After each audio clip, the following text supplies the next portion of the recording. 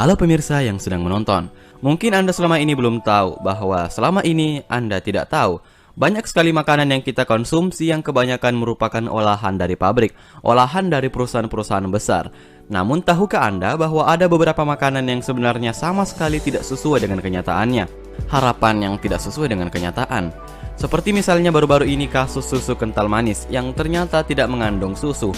Atau coklat pasaran yang ternyata bukan terbuat dari coklat 100% asli. Lantas produk-produk tersebut dijual dengan zat lain yang tidak layak untuk kita konsumsi, seperti batang kayu misalnya. Susu kental manis mengandung kadar gula yang tinggi dengan konsentrat susu yang rendah. Lantas seperti apa bahan penggantinya? Kalian mau tahu? Simak aja videonya. Aku suka susunya hingga tetes terakhir. Aku suka coklatnya hingga tetes terakhir. Susu Bandera coklat nikmat hingga tetes terakhir. Susu Bandera coklat hingga tetes terakhir. Susu saya, susu Bandera. Kali ini saya akan mereview pomade. Nomor 5. Coklat palsu. Sebagaimana yang diberitakan oleh detik.com, belakangan ini produsen coklat berupaya untuk meraup keuntungan yang sebesar-besarnya dengan menghalalkan segala cara, termasuk dengan menggunakan tepung kakao. Sudah pakai tepung kakao, palsu pula. Selama ini tepung kakao coklat standar berasal dari olahan biji kakao, sedangkan tepung kakao palsu menggunakan kulit kakao sebagai bahan baku tepung tersebut yang rentan terkontaminasi dengan bahan-bahan kimia. Bahan-bahan kimia tersebut bisa berupa pembasmi serangga yang biasa melekat pada kulit kakao. Tidak puas dengan bijinya, kulitnya pun ikut dimakan juga, dan mengkonsumsi kulit biji kakao itu bisa menimbulkan penyakit. Tapi baru-baru ini gue dengar kabar gembira, katanya kulit manggis kini ada ekstraknya. Lah, ternyata kulit manggis juga ikut dikonsumsi. Yang membuat bulu kuduk merinding, pihak berwajib sudah melakukan investigasi terhadap produsen yang diduga memasok barang palsu ini. Hasilnya di wilayah Jawa Barat ditemukan 6 perusahaan yang melakukan praktek semacam ini. Jadi selama ini Anda mengira yang Anda konsumsi itu adalah coklat asli. Ternyata tidak terlalu asli. He earns no wages for his work, he says. Namun kita juga sulit untuk menuntut, karena kata perusahaan coklat, Lah ini kan bukan salah saya, kan di pembungkusnya sudah diberi tulisan coklat flavor, artinya rasa coklat. Iya kan? Jadi tidak salah kalau rasanya doang yang coklat. Baunya tuh bau coklat. waduh, gara-gara coklat flavor jadinya sulit untuk melapor. Nomor 4. Keju rasa kayu atau kayu rasa keju. Badan Pengawasan Obat dan Makanan Amerika Serikat atau FDA baru-baru ini telah menemukan kasus kecurangan dalam pengolahan makanan yang mengejutkan dunia. Apa kata dunia? Ternyata produk keju terkenal yang mengaku mengandung 100% keju permesan dalam pengolahannya seringkali dicampurkan dengan bahan yang tidak layak disebut makanan, yaitu pulp. Apa itu pulp? Pulpen adalah semacam serbuk kayu. Bubuk kayu ini biasanya akan diolah menjadi kertas. Pulp ini adalah bahan pokok pembuatan kertas. Ngapain malah nyasar jadi keju? Sayang sekali Cheese Castle, yaitu perusahaan keju ini, telah berdiri hampir 30 tahun dan harus kehilangan para pelanggan. Dan pemimpin perusahaan ini kabarnya akan dihukum hingga 1 tahun penjara dan denda sebesar 100.000 US dollar. Namun sebelum dia mendekam di penjara, dia mengajukan klaim ke hakim bahwa kayu itu tidak berbahaya bagi kesehatan. Buktinya dari zaman dahulu kala hingga kini, ubi kayu masih tetap dikonsumsi dan menjadi makanan pokok bagi sebagian daerah. Iya juga ya, kata hakim. Akhirnya hakimnya yang dipenjara. Tunggu dulu, ngapain gue yang lu penjara? Kata hakimnya. Tidak boleh menekan, bahkan hak-haknya dikasihkan. Gitu. Nomor 3. Gurita bohongan. Berhati-hatilah bagi Anda yang suka jajan-jajanan luar negeri yang diragukan kehalalannya.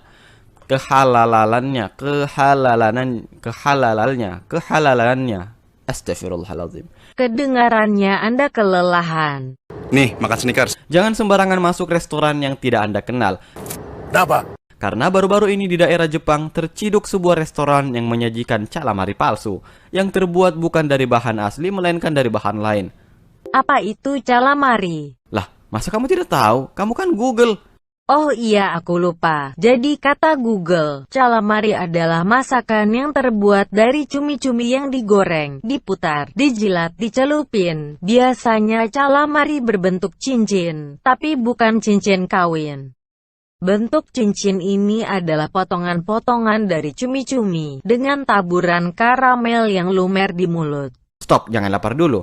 Ternyata restoran ini tidak menggunakan cumi-cumi asli untuk membuat cincin-cincin ini. Ternyata dia mengolahnya dari usus babi. Aduh, dagingnya saja sudah gimana gitu ya, apalagi kalau ususnya. Sungguh terlalu. Padahal di dalam usus babi mengandung berbagai macam cacing. Mulai dari cacing pita sampai cacing benang ada semua. Tapi menurut pelanggan di sana rasanya enak-enak aja kok. Kayak ada manis-manisnya. Namun bagi mereka ini tetap merupakan penipuan dan tidak sesuai dengan pesanan dan tetap harus dilapor.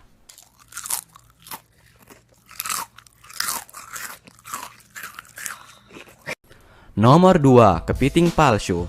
Kepiting imitasi atau crab stick ini banyak ditemukan di supermarket atau restoran sushi. Walaupun diberi nama crab stick, akan tetapi rasanya hampir sama seperti bakso ikan. Lah memang terbuat dari ikan. Jika dilihat dari kandungan nutrisinya, daging kepiting imitasi ini sangat berbeda jauh dengan daging kepiting aslinya. Dalam 100 gram daging kepiting imitasi ini mengandung sekitar 51 kalori, protein 6,5 gram, lemak 0,4 gram, dan 13 gram karbohidrat. Kandungan nutrium yang terkandung di dalamnya cukup tinggi, yaitu sekitar 719 mg, atau sekitar sepertiga dari asupan nutrium yang harus dimakan dalam sehari. Sedangkan dalam 100 gram kepiting asli mengandung sekitar 151 kalori, protein 13,8 gram, lemak 3,8 gram, dan 14 gram karbohidrat. Seafood dan ikan laut asli kaya akan asam lemak omega 3 yang dapat menyehatkan otak dan mencegah inflamasi pada tubuh Anda. Akan tetapi kepiting imitasi ini tidak mengandung asam lemak omega 3 sama sekali. Cuma ada omega saja. Dalam pembuatannya pun kepiting imitasi ini diberi pewarna agar mirip dengan kepiting aslinya. Pewarna ini dipakai agar konsumen tertarik dan merasa bahwa ia memang mengkonsumsi kepiting. Nah, mirisnya lagi ternyata pewarna yang dipakai merupakan bahan kimia yang berbahaya bagi kehidupan kita di bumi. Sebab ternyata pewarna itu bisa menyebabkan alergi, gatal, bibir pecah-pecah, sariawan, susah BAB, tenggorokan kering. Itu tandanya panas dalam. Sariawan kan dulu, sekarang tidak. Saya selalu minum. Selain itu, kepiting instan itu memang tidak dibuat dengan daging kepiting asli, melainkan hanya campuran daging ikan. Ya, mereka tidak peduli kesehatan Anda. Yang mereka peduli hanyalah uang Anda. Sungguh elit global.